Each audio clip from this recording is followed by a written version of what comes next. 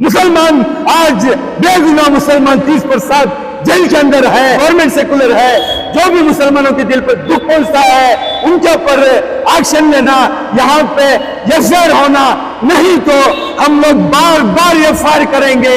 जो शान में जो भी गुस्ताखी करता है उसके ऊपर एफआईआर करना हर मुसलमान का फर्ज बनता है।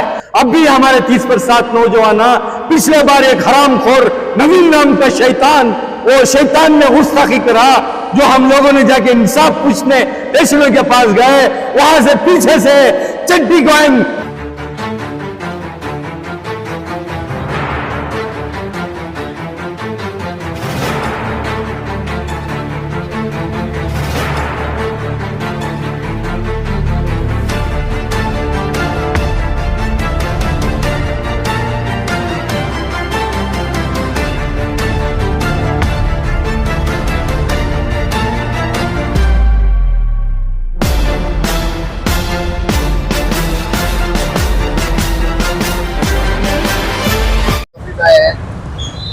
आज सद्भावना यूथ सोशल वेलफेयर एसोसिएशन और पुलकेशी नगर सिटीजन वेलफेयर ट्रस्ट के जिम्मेदारान और हमें मिलकर कमिश्नर साहब से मिलना है। कमिश्नर साहब नहीं मिले और उनके पीआर से मुलाकात हुई।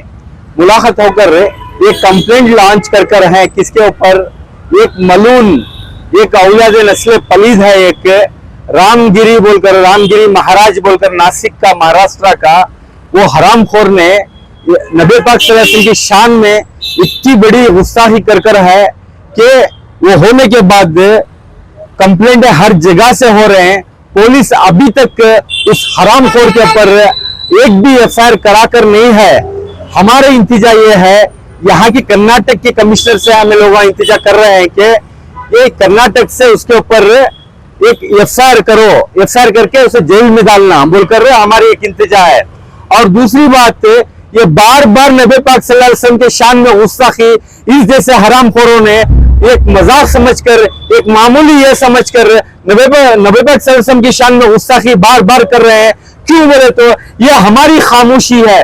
हमारे तकरीबन 30 करोड़ मुसलमान हिंदुस्तान के अंदर खामोश रह रहे हैं। हमारे नबी पाक सल्लल्लाहु अलैहि वसल्लम की शान में गुस्ताखी बार बार हो रही है, हम देखते रह रहे हैं। क्यों बोले तो सड़कों में आना, हमें कानून हाथ में लेना, ऐसा कोई मंशा नहीं है। लेकिन बाबा साहब अम्बेडकर का कानून जो है वो हर एक के लिए है, हमारे हुकूक के लिए है और मुसलमानों के लिए है, गैरों के लिए है, सबके लिए है। क्यों बोले तो उस कानून के हिसाब से कोई भी अगरचे एक समुदाय पे, एक कौम पे, एक इस पे कोई भी अगरचे बदतमीजी करे, कोई बेअदबी करे, तो उनके ऊपर सख्ती से सख्त कानून में कार्रवाई करने का ये है। ये क्या हो रहा है हिंदुस्तान में? ऐसा हो चुका है, जो भी शेन होना चाहता है आसानी से नबी पाक सल्लल्लाहु अलैहि वसल्लम की शान में मुसलमानों के ऊपर जुल्म करना, ये इन लोगों की एक आदत बन चुकी है। अब हमारा मंशा ये हम लोग हरगिज बर्दाश्त नहीं करेंगे। हमें लोग गली गली से निकल कर हमें लोग एफआईआर करना है, मुसलमान का फर्ज है। जैसे कलमा पढ़ना फर्ज है, उसी तरीके से हम लोग जो शान में जो भी गुस्ताखी करता है उसके ऊपर एफआईआर करना हर मुसलमान का फर्ज बनता है। क्यों मेरे तो उसे जेल तक पहुंचाना है, वो परवाह नहीं कर रहा है। अगरचे मुसलमान के दिल दुखा रहा तो वो जाके कानून की मदद मांग ले, मैं किसी से माफी नहीं मांगता बोल रहा है। वो हरामखोर एक स्वामी जी और उसका नाम रामगिरी महाराज है, उसे उस जैसे नामखुल को, उस जैसे शैतान को महाराष्ट्र का सीएम वो बोलता है हमारे ऋषियों के ऊपर कोई उंगली उठाया तो हम लोग सख्ती से उनके ऊपर कार्रवाई करेंगे बोल के वहां का सीएम जिम्मेदारी लेकर आए, मुसलमानों को तकलीफ देने वालों को सपोर्ट कर रहा है बोलकर। लेकिन महाराष्ट्र के मुसलमानों से मैं अपील करता हूं, वहां पे सेकुलर जितने भी है, इस बार इलेक्शन आ रहा है, सेकुलरों को वोट दे। ऐसे हरामखोरों को, ऐसे मुसलमानों के दुश्मनों को कभी भी वोट ना दे। इन लोगों को असेंबली रहो या राज्यसभा रहो या विधानसभा रहो, उनमें जाना न दे। और मुसलमान का वोट महाराष्ट्र के मुसलमान से अपील है कोई जाया नहीं करे। और कर्नाटक के मुसलमान जो पिछले बार डीजे के अंदर एक जो वाकया हुआ था, उस वक्त से हम लोग बहुत परेशान हैं। हम लोग के दिलों में लावा फूट रहा है, हम कुछ नहीं कर सकते, सिर्फ हमें कानून की मदद मांगेंगे। अब भी हमारे 30% नौजवान, पिछले बार एक हरामखोर नवीन नाम का शैतान, वो शैतान ने गुस्ताखी करा, जो हम लोगों ने जाके इंसाफ पूछने स्टेशनों के पास गए, वहां से पीछे से चड्डी गैंग, आरएसएस की गैंग हमारे ऊपर पत्थर फेंकी, स्टेशन पे हमले करे, वो मुसलमानों के ऊपर आया। मुसलमान आज बेगुनाह मुसलमान 30% जेल के अंदर है। आज जो हालात है हमारे लीडरों की वजह से, सेकुलर नाम बोलकर जो कांग्रेस हमारे वोट लेती है, हम लोगों के ऊपर जब हमले होते हैं तो कांग्रेस कोई पूछ के नहीं देखती।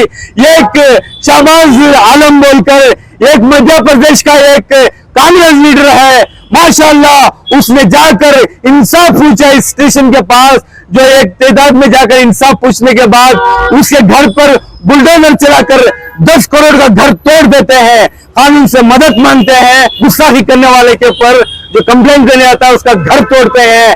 आज उसका वो जो हमारा जो एक कांग्रेस का जो लीडर है शहबाज आलम, उसका जो घर आज दुनिया में तो तबाह कर दिया 10 करोड़ का, अल्लाह वो हजारों करोड़ का घर, नबी पाक सल्लल्लाहु अलैहि वसल्लम की शान में गुस्ताखी करने वाले के खिलाफ आवाज उठाने वाले का घर 10 करोड़ का तोड़े हैं। अल्लाह हजारों करोड़ का घर जन्नत में देगा। और अपील करता हूं मैं, हमारे कमिश्नर साहब सेकुलर है, कर्नाटक की पुलिस सेकुलर है, कर्नाटक की गवर्नमेंट सेकुलर है, जो भी मुसलमानों के दिल पर दुख पहुंचता है उनके ऊपर एक्शन लेना, यहाँ पे एफआईआर होना, नहीं तो हम लोग बार बार एफआईआर करेंगे। हम कानून हाथ में नहीं लेंगे, कानून से हमें इंतजार करेंगे और कंप्लेंट से हर स्टेशन में कंप्लेंट भर जाएगी मुसलमानों के, नबी पाक सल्लल्लाहु अलैहि वसल्लम की शान में गुस्ताखी करने नहीं देंगे। अस्सलाम वालेकुम रहमतुल्लाहि व बरकातुहू। जिस तरीके से अल्लाह तबारक व तआला पर ईमान लाना जरूरी है कि अल्लाह एक है, अल्लाह के सिवा कोई माबूद नहीं, इसी तरीके से नबी करीम सल्लल्लाहु अलैहि वसल्लम को अल्लाह का नबी माना और आखिरी नबी मानना, आपके बाद कोई नबी नहीं आएगा, इन सब बातों पर ईमान रखना मुसलमान के लिए लाजिम है, वरना तो वो इस्लाम के बाहर है, उसके ईमान का कोई एतबार नहीं। जब तक कि वो नबी करीम सल्लल्लाहु अलैहि वसल्लम को अल्लाह का नबी और आखिरी नबी न माने, उस वक्त तक उसके ईमान का कोई एतबार नहीं होगा। ये तो ईमान में दाखिले के लिए शराइत है।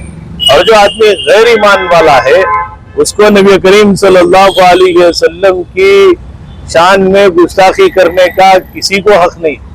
दुनिया ने देखा है, तारीख गवाह है कि इस दुनिया में जानवरों ने नबी करीम सल्लल्लाहु अलैहि वसल्लम की रहमत से हिस्सा पाया है। और जब जानवर अगर हुजूर सल्लल्लाहु अलैहि वसल्लम की रहमत से हिस्सा पाए हैं, तो इंसानों पर हुजूर सल्लल्लाहु अलैहि वसल्लम की रहमत के साए हमेशा हैं और रहेंगे। उसी के सदक़े में दुनिया जी रही है और चल रही है। अब इसके नाम को देख लें, एक तरफ है राम, एक तरफ है महाराज, और इन दोनों के दरमियान है गिरी। अब ये राम से भी गिर गया और महाराज से भी गिर गया, इसका नाम में खुद गिरी है, तो ये सबकी नजरों से गिर गया। अब हुजूर सल्लल्लाहु अलैहि वसल्लम की नजरों से तो गिरा ही है। जो हुजूर की शान के गुस्ताखी अगर कर लिया, उसने अल्लाह की नजरों से भी अपने आप को गिरा दिया। अब वो उसके नाम में सिर्फ गिरी नहीं था, उसने अपनी तकदीर में गिरी लिखा लिया है। वो हर जगह से गिर गया, अल्लाह ताला की जानिब से उसकी नसीब और तकदीर और मुकद्दर सब जगह से वो गिर गया। अब उसकी नसीब का कुछ नहीं करना है, हमें सिर्फ यह करना है कि अब हमारी यहाँ की हुकूमत कर्नाटक से हम गुजारिश करते हैं, अपील करते हैं कि उसके खिलाफ जो हमने यहाँ गुजारिशनामा पेश किया है, अर्जी दाखिल की है, उसे कबूल करें और उसके खिलाफ सरकारी सख्त कार्रवाई करें।